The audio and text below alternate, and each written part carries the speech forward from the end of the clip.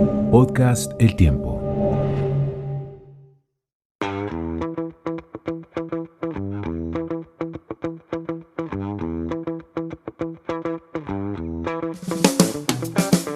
El tiempo del brunch.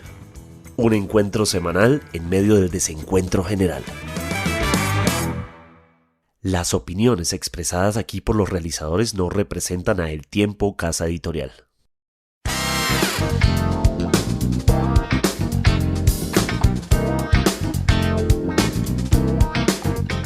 Hola, ¿qué tal? Bienvenidos a una nueva sesión de El Tiempo del Brunch, donde vamos a hablar de unos temitas de los cuales más tardecito les voy a contar, porque antes quiero saludar a mis amigos, a Olga Elena y a Mauricio, con los que siempre estamos aquí en este espacio. Pero hoy quiero saludarlos con una cosa que me pareció muy curiosa, mis queridos amigos. Imagínense que hicieron un estudio varias universidades en Europa y España es el país más polarizado de Europa. Dentro de 20 países, España ocupa el primer lugar y sigue después Grecia y después Francia. Se supone que los causantes de la polarización son la dirigencia política, ¿no? O sea, pues ahí los que le echan leña al fuego, y el tribalismo que caracteriza a la sociedad española. Y traigo esto a colación porque es que nos parecemos como mucho, Hola, ¿no? ¿No les parece a ustedes, muchachos? ¿Cómo va Olga Elena? Hola. Pues yo creo que no solo los españoles están polarizados, todo el planeta está polarizado, nosotros, los gringos, todo el mundo. Y hago una reflexión aquí rapidito, ¿en qué momento uno se polariza? Yo, por ejemplo, no me soporto a los antivacunas, entonces cada vez que alguien pone una sandez, los bloqueo, lo bloqueo y no los leo. Mi pregunta es, ¿me polaricé yo también hacia el otro lado? Esa es una buena inquietud, ¿en qué momento uno se polariza? Ellos definen la polarización, Olga Elena, como el odio o la antipatía hacia la gente que piensa distinto de uno. O sea, un nivel de tolerancia muy bajito. Exacto, entonces en otro programa podemos poner ese tema. Uno siempre dice, es que están polarizados, están como si uno no estuviera. Uno también. Y yo por ahora les voy a contar una historia. Esta semana me fui a Facatativá, a donde no iba desde que era chiquitica, o sea, hace 8 días, ¿no? Y me quedé, como dicen las señoras, aterrada por dos cosas. Una, hay abruptos y están caros los peajes. O sea, qué cosa tan absurda el precio de los peajes. Y la segunda es que entre Funza y Facatativá, ¿quieren que les diga qué hay? Edificios y edificios y edificios y edificios y torres de edificios y más edificios y edificios. Que uno dice, Dios mío, ¿qué es este desorden? ¿Quién le va a poner como un pare a esto, un orden? Entonces, ahora que estamos en época electoral donde los políticos prometen lo que no van a cumplir, yo le digo al político que se tome en serio el orden urbano y la sobrepoblación, que voto por él. No podemos seguir así, qué desorden. Mauricio, ¿tú cómo estás? Pues muy bien, Olga Elena, muy contento de estar nuevamente con ustedes, de estar con los oyentes que nos están siguiendo en esta nueva temporada y por supuesto pues con ganas de hacer uso y recurrir a la sapiencia que tienen ustedes sobre ciertas materias relacionadas con el comportamiento humano y el significado de ciertas cosas que dice la gente, que a mí me dejan pues verdaderamente en la luna. Y quiero preguntarles rápidamente por dos expresiones que usa la gente. La primera de ellas, está uno en una situación compleja, tiene que desarrollar un proceso ante alguien, un jefe, una autoridad, etcétera, etcétera, y uno está medio asustado con lo que va a tener que hacer y el interlocutor le dice, eso es cuestión de darle manejo. ¿Qué quiere decir eso? Eso es una muletilla que la persona dice por sacárselo a uno de encima cuando no tiene ningún argumento o ninguna palabra como para darle ánimos. Yo no creo que darle manejo signifique nada. Vladito, cuando uno le dicen, tranquilo, eso es cuestión de darle manejo, ¿qué quiere decir eso? Pues depende, si es un policía de tránsito que lo para uno y le dice, no, tenemos que darle manejo, eso es una vaina. Pero si es la pareja y uno tiene una discusión y uno, bueno, ¿cómo vamos a hacer? Tenemos que darle manejo a eso. Eso es para uno preocuparse y así. Y a propósito de eso, le cuento que yo no sé de cuándo acá nos inventamos o decidimos usar, en vez de difícil, complejo. Ahora todo es complejo. No, antes era difícil. Pero déjeme que le quiero hacer una consultica adicional, Vlado. Cuando esa misma persona que le dice a uno que eso es cuestión de darle manejo, uno dice, ay, bueno, pues vamos a ver, ahí me dio ánimo. Pero entonces toca decir donde fulano de tal que es terrible. Dice, no, el hombre se deja hablar. ¿Qué quiere decir ese se deja hablar? Bueno, que no es tan intolerante, que es un poco abierto, que no es tan recalcitrante. Ese sí me parece más fácil, porque hay gente que no se deja hablar y siempre es vaciándolo a uno, gritándolo o emberracándose porque, ajá. Olga Elena, ¿quiere decir algo o también se lo están sacando a uno de encima? No, yo lo que creo es que la persona quiere decir que esa persona está abierta y oye, pero como no sabe hablar, dice, se deja hablar. Y además, algo más que quiero agregar. Vlado dijo que cuando la pareja le dice a uno darle manejo, yo lo que digo es que si usted tiene una pareja que le dice darle manejo, cambie de pareja, hola. Yo solo le digo a los que nos siguen en este podcast que ojalá tengan como pareja a alguien que se deje hablar, porque si no están fregados en este mundo. Si no le toca darle manejo. Si no le toca darle manejo. Bueno, Vladito, ¿de qué vamos a hablar hoy? Bueno, Mauricio, pues hoy vamos a hablar de otras cosas menos gramaticales y más reales, porque este país está un poco complejo, ¿no?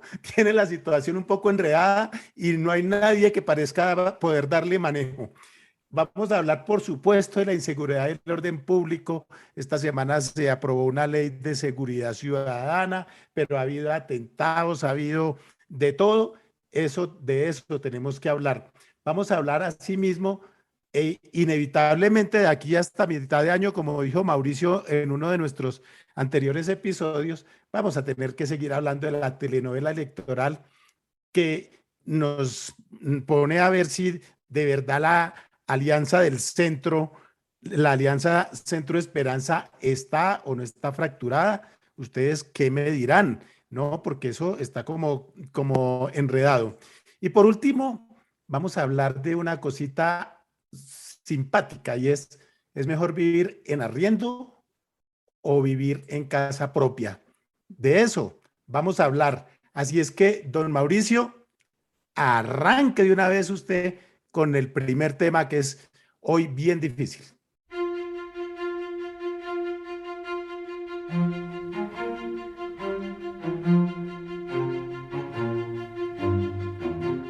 Una de las grandes sorpresas que ha traído consigo el gobierno de Iván Duque, entre muchas otras, ha sido el deterioro, la incapacidad, de manejar el deterioro de la inseguridad, de la seguridad en el país. ¿Sí ven cómo me contradigo yo? La incapacidad de darle manejo a la inseguridad, la capacidad de darle manejo a la inseguridad, mejor dicho, como los tres chiflados. Pero digamos que la cosa está fregada en el frente de la seguridad. Y eso se ha ido intensificando a lo largo de este cuatrienio y se ha ido intensificando no solamente en el frente de las bandas criminales o los grupos narcotraficantes o las antiguas guerrillas o las disidencias, sino también la seguridad ciudadana se ha ido deteriorando, sobre todo después de la pandemia. Y yo quiero sencillamente, para hacerles una pregunta a mis compañeros, ilustrar algo que ha pasado esta semana. Esta semana hemos tenido unos días aciagos de múltiples atentados, ya casi terminando la semana, de parte de aparentemente el ELN, pero también pueden ser disidencias de las FARC, atentados muy temprano en la mañana del día jueves en estaciones de policía principalmente y a grupos de policías en norte de Santander, en Antioquia, también en el Cesar. Pero antes de eso, unos alardes de poder de bandas criminales o del ELN o de las disidencias de las FARC, de la Segunda Marquetalia o de las otras disidencias de las FARC de Gentil Duarte en Arauca, que es una zona de nadie prácticamente en este momento. Y eso evidentemente lo pone uno a pensar qué fue lo que pasó. Paralelamente, en las ciudades, una responsabilidad que debería caer en cabeza de los alcaldes, pero que es compartida con el gobierno nacional, pues uno no puede ir a almorzar sin que lo atraquen y no puede salir a la calle hablando por celular sin que se lo roben, y la elevación de los índices de inseguridad es evidente. Yo creo que hay múltiples hipótesis alrededor de esto, pero quisiera sencillamente abrir una conversación con mis compañeros alrededor de cómo se explica que el gobierno de la seguridad democrática, el gobierno de Iván Duque, se le haya ido de las manos de esta manera la seguridad. Si ustedes creen que la de las ciudades depende de los alcaldes, pues ahí hay parte de la respuesta, pero el resto del país, ¿o ustedes creen que no depende de los alcaldes, como ha parecido en ciertos momentos que, por ejemplo, en Bogotá, la alcaldesa no es la jefa de la policía? Y quiero arrancar en primera instancia con Olga Elena. ¿Cómo ves este problema y cómo se explica esta paradoja con el gobierno del Centro Democrático? Pues a mí se me ocurre pensar lo siguiente, como por ejemplo en Arauca y ahora también un poco en el Cesar, norte de Santander y algunas partes de Antioquia, los enfrentamientos son casi todos entre el ELN, disidencias de las FARC y algunos grupos como el del Golfo y mafiosos. Pues el gobierno puede decir, hagámonos los bobos y que se maten entre ellos, o sea, ¿qué importa, no? ¿Para qué nos metemos ahí? Lo que pasa es que por hacerse los bobos y no meterse en peleas que en teoría son de malos contra malos, pues queda un montón de gente inocente en la mitad, como dicen, entre el fuego cruzado. Eso hace que mucha gente, pues obviamente no quiera morir y entonces hay desplazamiento forzoso. Entonces yo creo que no sé muy bien si de verdad el gobierno y el ejército no tiene con qué y no quiere hacer presencia o es que no puede. Siempre me da esa duda, ¿se hacen los bobos? ¿De verdad que no quieren? ¿O será que es que de verdad no tienen con qué? Pero pues a mí sí me aterra la inseguridad, especialmente que últimamente hemos visto, cuando digo últimamente es como los 2 últimos años, que la violencia es como muy personalizada, ¿no? Como muy a este le voy a acabar. Y cuando digo personalizada me refiero en este caso a los líderes sociales. O sea, ¿qué es lo que pasa? ¿Por qué están asesinando a los líderes sociales? Yo creo que nosotros, cuando digo nosotros, es la gente del común, se le volvió como normal decir, hoy mataron a un líder social, hoy mataron a otro líder social, y la gente ni siquiera sabe qué es un líder social. Yo creo que nosotros deberíamos aquí empezar en este podcast, no hoy, pero otro día, a decir, ¿qué es un líder social? ¿Qué es lo que hace y por qué lo quieren matar?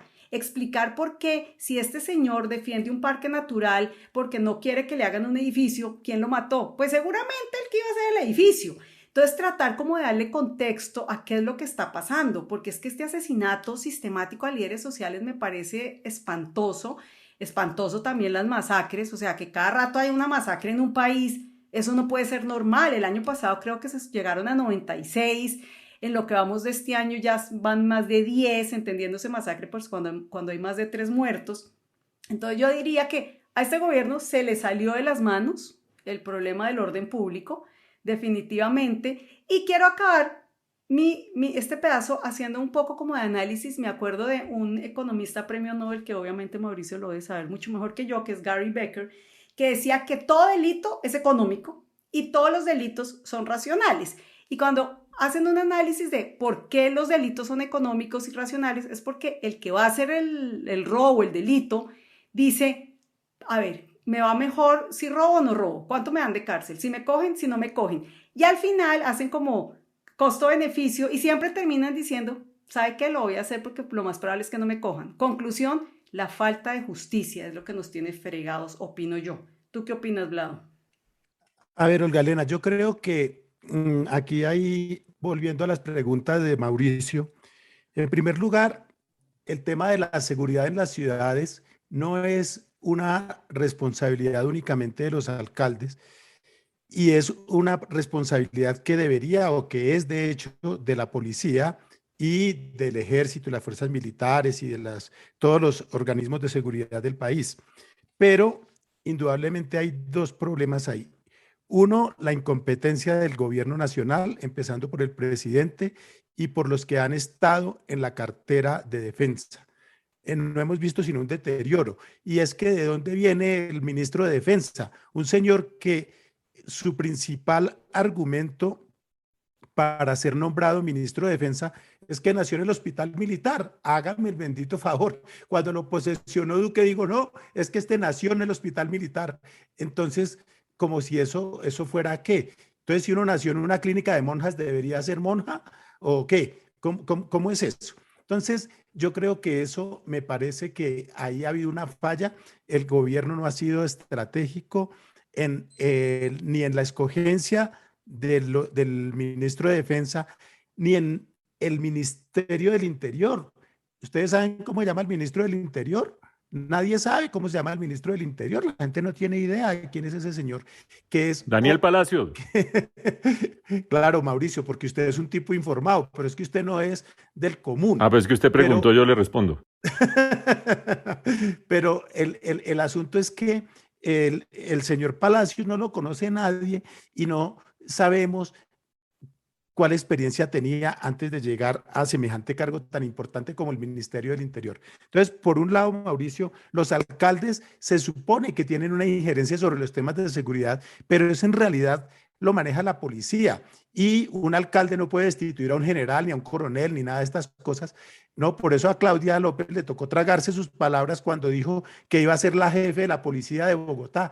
Pura paja, eso es imposible porque el jefe de la policía es un policía, es un general o un coronel de la policía.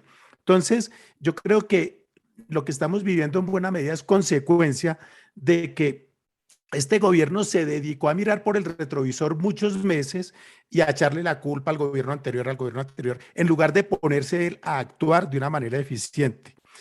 Su ineptitud ha sido pues más que evidente y entonces hablan es que los delincuentes vienen de Venezuela y entonces ¿cómo así? Entran y salen y entonces el gobierno colombiano ¿por qué no cuida las fronteras? ¿Por qué no los encierra cuando están en Colombia y por qué los deja entrar cuando están en Venezuela? ¿No? Entonces en la política de fronteras, indudablemente la frontera con Venezuela y todas las fronteras son una coladera permanente y allá, según el gobierno, se urden muchísimos crímenes y entonces vienen, hacen las cosas y se devuelven como Pedro por su casa. Aquí estamos jugando. Entonces, ahí tenemos otro problemita. En estos días se aprobó la famosa, el presidente sancionó la famosa Ley de Seguridad Ciudadana, que tiene entre sus puntos una aprobación de la supuesta el supuesto endurecimiento de penas y no sé qué, y además con una mezcla bastante rara porque meten ahí que a los que maten a un periodista les van a meter 58 años de cárcel. Eso lo hicieron como con qué objeto, ¿no? Después de un presidente que se supone que aprecia la prensa y lleva yo no sé cuántos años sin dar una rueda de prensa, ¿no? Y habla de respeto a la prensa y que ahora resultó preocupado por la prensa y entonces meten entre los delitos graves, el asesinato de líderes sociales, el asesinato de periodistas, y uno dice, ¿qué tenemos que ver los periodistas con los líderes sociales? ¿Por qué nos meten en el mismo rango? ¿No? Yo no entendí eso, se me hizo muy raro. Pero lo grave de esa ley de seguridad ciudadana es que al endurecer penas y al hablar de los reincidentes en ciertos delitos, etcétera, etcétera, entonces están hablando de cárceles. Pero resulta que este país tiene un problema de hacinamiento de cárceles espantoso, donde hay un montón de gente a la que no han juzgado, no han procesado, etcétera, etcétera. Y estamos hablando de meter más gente a las mismas cárceles que ya están de por sí saturadas. No lo entiendo. Entonces, yo creo que ahí hay una gran responsabilidad de este gobierno, que es paradójico, como bien lo decía Mauricio, que el gobierno de la seguridad democrática no puede hablar mucho de seguridad, Mauricio. Pop quiz, para cerrar esta sección.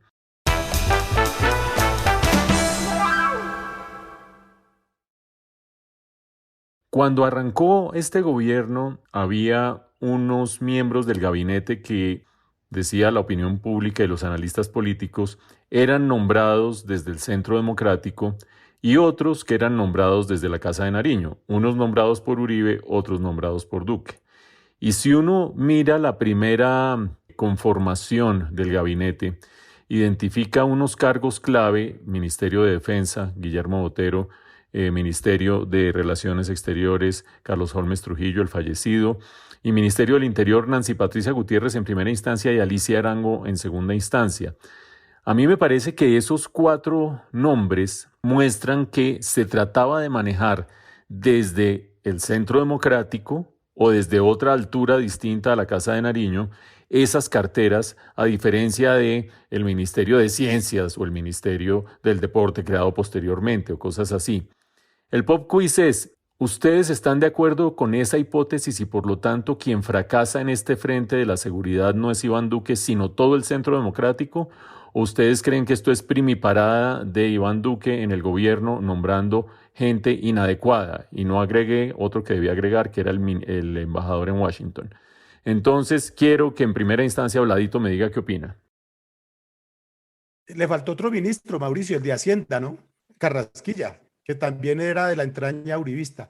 No, indudablemente ha sido una, como la serie esa o la película, una serie de eventos desafortunados, que son la inexperiencia de Duque y la guerra intestina dentro del Centro Democrático, donde hay algunos que le estaban apostando a que le fuera mal a Duque y otros que estaban tratando de decir que era el mejor gobierno de la historia.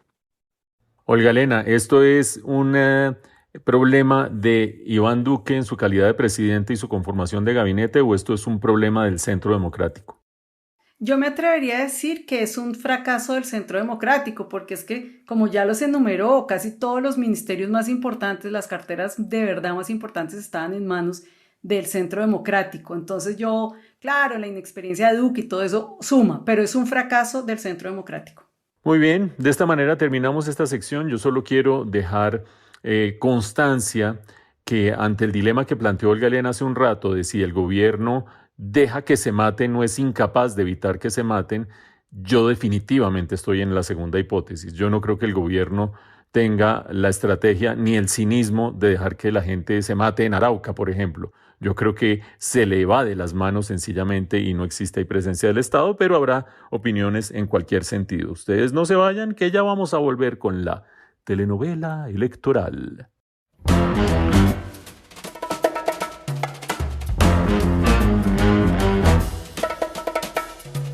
Bueno, y después de estos retumbes de tambor, ¿se dice retumbes? ¿Cómo se dice? Retumbe es corrupción. Redobles. Redobles, claro. Después de este redobles de tambores, vamos a la telenovela electoral, que como todas las semanas está buenísima. No es Betty la Fea, es la telenovela electoral. Esta, por ejemplo, una actriz secundaria se las arregló para coger a codazo a cualquiera que estuviera al lado y ponerse de primera adelante y convertirse en la principal, por lo menos por unas horas o unos días. Me refiero obviamente a Ingrid Betancourt. Decía yo aquí en este espacio la semana pasada que a mí me parece que ella llegó tarde. Ponía el ejemplo de que no fue a hacer mercado, no cocinó, no puso la mesa, sino que llegó de una vez a comer. A eso le agregaría yo hoy que no solo llegó en el momento que sirvieron la comida, sino que llegó a criticar que el arroz está quemado y que las papas están duras y que si no cocinan como a mí me gusta, entonces tiro los platos y me voy. Un poco de recorderis. Ingrid lleva muy pocos días como candidata presidencial y en esos pocos días salió a criticar a sus compañeros de la coalición de la esperanza. Yo le digo a ella y le recuerdo que la decencia dice que uno critica en privado y alaba en público. Tuvo muchas oportunidades para decirle en la cara a ellos lo que pensaba, para eso se reunían y se reunían y se reunían. Entonces, ¿por qué lo hace ahora? ¿Para lucirse? Respeto, eso sí que es una víctima, porque es que unos 6 años secuestrado, pucha, eso es mucho tiempo y mucho respeto, pero eso no la convierte solo por eso en adalid de la moral, ¿no? Una persona con solo el 1% en las encuestas, pues no puede ser la que llegue a poner ultimátums, amenazar, que si en 4 horas no me contestan me voy y tiro la puerta, no sé. Si ustedes me preguntan a mí, si yo fuera de la coalición de la esperanza, yo le diría, ¿sabe qué? Gracias, pero no gracias, por ahí está la puerta por la que llegó, chao, que la vaya bonito. Porque es que ya con ese tonito de que yo soy la única que no soy corrupta y que todo el mundo es corrupto, pues no le queda bien, porque además no demoran en recordarle y sacarle en cara que sus aliados en el Senado, cuando ella era senadora, pues no eran los más santos, ¿no? ¿Tú qué opinas, Vlado, de esta semana, de esta telenovela? A ver, Olga Elena, yo creo que este espectáculo protagonizado por Ingrid Betancourt a mí no me sorprende en absoluto. Esto es Ingrid siendo Ingrid. Ingrid en su estado más auténtico, en su estado más puro. Recordemos que ella cuando estaba en el Congreso como representante de la Cámara era una mujer muy polémica, le gustaba levantar polvareda, etcétera, etcétera. Y además ella misma en el Congreso tenía unas alianzas no muy sanctas que digamos. Recordemos que uno de sus principales aliados era nada menos que Carlos Alonso Lucio. Háganme el favor. Entonces, que no venga ahora a hablar como si fuera un alma impoluta, una política que nunca se ha contaminado. A ver, ¿de qué estamos hablando? Entonces yo creo que ahí doña Ingrid debería ser un poquito más coherente, más consecuente con su propia historia, ni siquiera con la de sus aliados en la Alianza del Centro. Entonces, a mí eso de verdad que me parece un poco harto, y como dice Olga Elena, yo también diría, bueno, pues si se quiere ir, váyase, pero eso de llegar a patear el tablero y a poner ultimátums y todo, como de cuando acá, hola, eso me parece absolutamente inaceptable. En este episodio que hubo en el debate, yo quiero destacar la respuesta de Alejandro Gaviria. Estuvo muy ponderado, estuvo muy sereno, pero también estuvo muy firme, y yo creo que de alguna manera le puso los puntos sobre las íes. Y el otro problema que hay ahora en la alianza, o que sigue ahí también, es Juan Manuel Galán, que Juan Manuel Galán, como iba muy bien en un momento dado en las encuestas, salió a decir que no, que solamente debería haber 3 candidatos, que hicieran una encuesta para que hubiera nada más 3 candidatos, claro, porque él estaba punteando, pero en la encuesta más reciente su imagen se vino al suelo, Alejandro Gaviria está ganando puntaje y esas cosas, quién sabe si todavía le parezca, pero yo creo que el doctor Juan Manuel Galán está muy crecido, está siendo víctima de su propia vanidad, y esa vanidad es enemiga de uno mismo. Entonces sería mejor que le mermara un poquito a la vanidad y que sigan ahí coordinando la alianza tranquilamente, y que lleguen los que lleguen, 7, 8 precandidatos, pues a mí también me parecen muchos, pero pues esas eran las reglas. Y entonces, ¿a qué vamos a jugar? ¿Usted qué opina, Mauricio? Bueno, yo les tengo que decir que yo me declaro sorprendido y tengo además que reconocer que me equivoqué, porque pues si bien yo he dicho que Ingrid le iba a traer emoción a esta coalición de la esperanza, y efectivamente se la trajo, y díganme si no, esta telenovela ha tenido más drama que la que había tenido en muchos meses. Me equivoqué al pensar que los libros de Ingrid, sus lecturas, sus años de retiro, las pocas veces que había venido a hablar a Colombia, habían revelado un cambio de actitud, de percepción del país, de cómo encarar la coyuntura política. Y como dice Vlado, pues Ingrid es la misma Ingrid de toda la vida, y es impulsiva y es dramática, y no, como que no midiera las consecuencias de lo que hace. Porque yo les digo, una coalición tan frágil en el fondo, con tanto trabajo, pero tan frágil en el fondo como es la coalición del Centro Esperanza, ponerle un ultimátum de cuestión de horas que se han ido prolongando. Hay que recordarles a los oyentes que cuando grabamos esto, el viernes al final de la tarde, todavía falta conocer el resultado definitivo del documento que están preparando sobre adhesiones. Pero poner un ultimátum de cuestión de horas, y me voy yo, o se van, o se acaba esto, es de una inmadurez política, sobre todo, que a mí me sorprende, porque yo creo que ella ha tenido mucha oportunidad de reflexionar sobre el país, sobre la vida, sobre la coyuntura. Creo que de aquí a la larga, pues habrá que esperar a conocer ese documento. Por el momento bajan las acciones de Ingrid frente a la opinión pública. Lamentablemente, yo tenía muchas esperanzas que trajera ideas nuevas y procesos nuevos, pero no. Creo que suben las acciones de Alejandro Gaviria por la manera como ha encarado esta situación. Suben las acciones de Fajardo también por el fallo de la Contraloría, o por el hecho de que no tenga proceso encima de parte de la Contraloría. Y bueno, habrá que ver si la coalición de la esperanza es capaz de seguir manteniendo esta unión tan frágil durante las próximas 6 semanas. Cosa difícil, entre otras cosas, porque ya en la mañana de hoy viernes se notaron las tensiones nuevamente por Enrique Robledo con Alejandro Gaviria. Vamos a ver cómo sigue y cómo termina esta telenovela.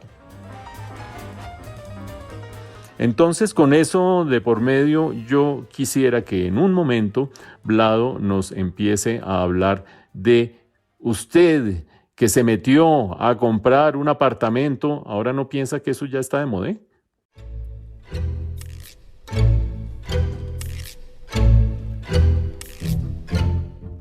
Bueno, muy bien, volvemos a hablar ahora sí de problemas de raíz, más concretamente de finca raíz.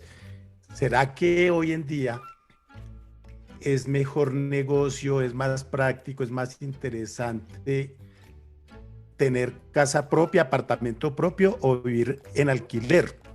Y traigo esta reflexión porque vi hace unos días en un periódico británico un estudio en el cual hablaban de que los jóvenes hoy en día, hablando de jóvenes entre los 30, 35, 40 años, están optando más por alquilar que por comprar apartamento. Porque dicen que meterse en una hipoteca, eso los amarra para toda la vida o por 20 años y no sé qué, y tienen que estar trabajando para acá y para allá. ¿Y qué pasa? Que cuando tienen un problema les toca arreglarlo de su bolsillo. Si alquilan el apartamento tienen varias ventajas. Una es que lo entregan cuando quieran irse y ya. No tienen que preocuparse si lo alquilan, si lo venden, si se lo dejan al hermano o al primo, no sé qué.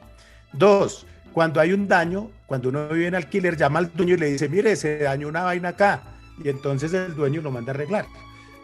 Tres, no tienen que pagar el predial. Acordémonos que aquí el predial este año nos tienen amenazados de que va a llegar de una manera bastante abultadita, sobre todo porque el año pasado estuvo muy barato. Y entonces, ¿para dónde van? Se dice por otro lado que los millennials son muy dados a vivir libres, no quieren tener hijos, no quieren tener carro y no quieren tener casa. Nosotros pues evidentemente no somos millennials, somos un poquito más grandecitos, pero yo les pregunto a mis amigos, porque yo me lo planteo y yo a ratos digo, hombre, ¿sabe que sí? De pronto sí debe ser más chévere vivir en un apartamento o en una casa alquilada. Yo no sé, pero hoy por hoy, yo si tuviera que escoger, yo creo que hoy, más allá de mis circunstancias actuales, hoy, si tuviera que escoger, yo creo que también me iría por arriendo. ¿Ustedes por dónde se van? Y arranco con Olga Elena. Pues vean, yo sé que la gente que sabe de economía a veces dice no vale la pena y sacan la calculadora y echan números y los intereses y la devaluación y no sé qué, y es mejor vivir en arriendo, eso es lo que dicen. Pero yo no, yo soy de la escuela de los viejitos que a uno el papá le enseñaba que no hay nada más importante que tener un techo, que es que mire que en la vejez, que el día de mañana, que usted qué hace. Entonces yo sí soy de la escuela de querer tener casa propia, y casa propia y carro y perro y todo así como, y eso que yo soy nómada, pero con todo y eso me gusta saber que tengo algo. Los jóvenes de ahora, esos que sí son más nómados que yo, pues que van a querer tener casa, esos cogen solo todo lo que tienen, le caben a una maleta y salen y cambian de país y la verdad es que me da envidia, me gustaría ser así, pero no, yo no soy así y sigo pensando en que hay que tener casa propia y sigo pensando que el arriendo es tirar la plata a la caneca, como me repetía mi papá siempre. Mauricio, ¿tú eres del equipo renta o del equipo propietario? Pues yo soy de la generación, junto con Vlado. Olga Elena es una niña de otra. Un momento, tengo que decir algo. A mí me encanta cuando Mauricio dice que yo soy mucho más joven, porque debe haber algún oyente que se lo crea, ¿no? Pero no les vamos a decir cuántos años. Lo que sí les digo es que cuando yo estaba en quinto de primaria, ustedes ya estaban en bachillerato. Entonces hay muchos años de diferencia. Pues sí, pero bastaría un año de diferencia para que ya estuviéramos en bachillerato cuando estabas en quinto de primaria. Lo que pasa es que usted era vaga y perdía los años y por eso se quedó en primaria. Pero yo iba para otro lado, algo que Olga Elena nunca oyó, pero Vlado sí.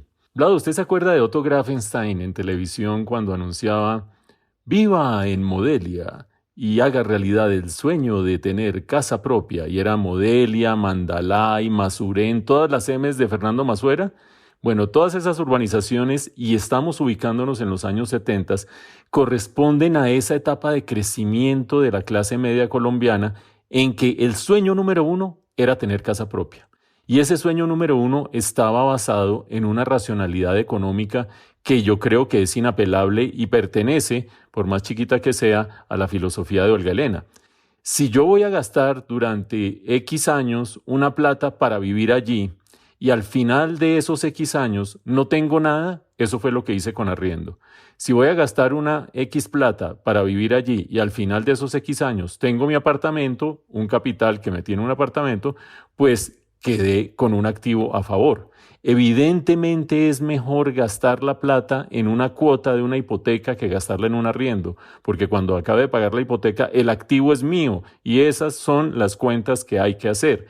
Obviamente, como dicen popularmente, el diablo está en los detalles. ¿Por qué? Porque hay que meterse a la famosa calculadora de Olga Elena, calculadora financiera, una cosa hartísima, pero que hay que hacer para ver si los números dan. Porque si resulta que yo me meto en un apartamento del cual pago solo el 30%, quedo debiendo 70% a 20 años y durante 10 años no abono a capital sino que abono a puros intereses, cuando yo saco las cuentas me habría ido mucho mejor irme de arriendo porque todavía estoy debiendo una cantidad de plata, el apartamento es del banco, yo todavía tengo la hipoteca colgada y no me puedo largar para donde quiera con mi mochila como si fuera un millennial porque tengo que seguir pagando un berraco crédito. Entonces el diablo está en los detalles de los numeritos y los porcentajes que son una pereza para todos nosotros. Pero creo que en el fondo, conceptualmente, sí tiene sentido que uno esté pagando su casa. Un último punto que es muy relevante para Olga Elena y para mí, y ya le voy a preguntar a Vlado qué opina al respecto, y es que si uno no tiene herederos y está más allá de la mitad de la esperanza de vida, esta reflexión cobra un sentido totalmente distinto. Porque uno dice, bueno, si en lugar de tener yo esa plata ahí metida en un apartamento me fuera 2 meses a Turquía, o me fuera un mes a Italia, o me fuera un mes a Arabia, o me fuera 5 días a Pulo, pues uno diría, no, pues es que esa es la manera de gastarse la plata y no tenerla ya amarrada en un apartamento. Si uno tiene hijos como Vlado que le van a heredar, o uno es un poco más joven, pues trata de conservar un capital y no gastárselo, Vladito. Primero, Mauricio, le voy a decir una cosa.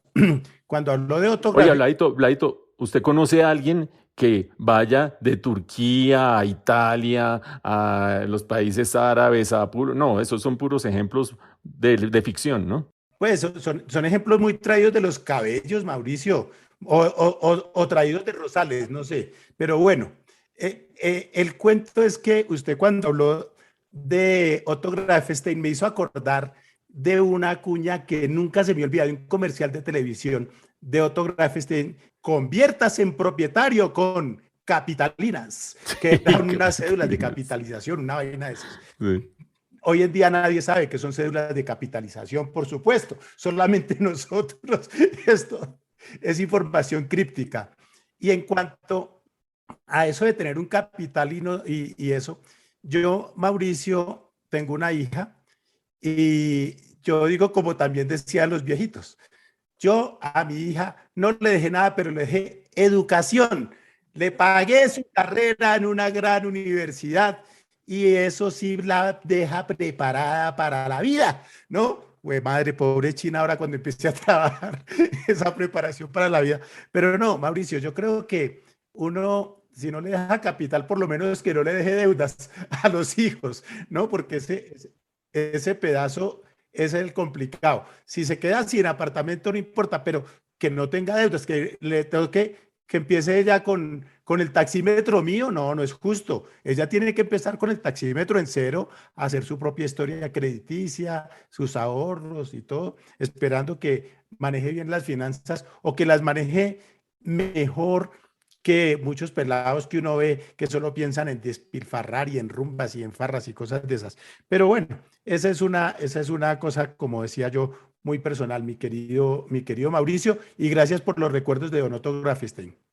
Recuerdos que siempre son gratos, por supuesto, y no hay que dejar nunca de lado.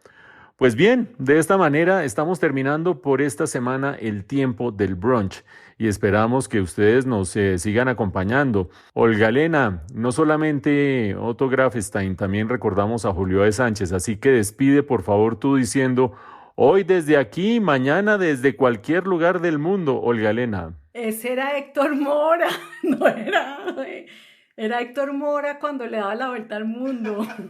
Entonces, a Tiner Mora, o sea... Bueno, no vamos a hacerle más bully.